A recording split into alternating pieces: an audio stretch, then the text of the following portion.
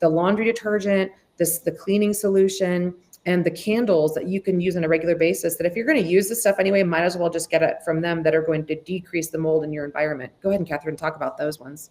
Yeah. And I also want to mention that we'll talk about some ingredients that we will not ever include in our products and why, because some of the ingredients that you're using in your typical cleaning products, as far as mold, are actually defeating you, not even just from a toxic perspective, but from a mold perspective. Because even in some of the natural products, there are ingredients that are, I think it's the pseudonym is grass. It's generally recognized as safe by the FDA, but the unfortunate thing is they are now mass produced and synthetic. And when they're mass produced on and by mold. Mm-hmm. So you don't want to be using moldy products to clean up mold.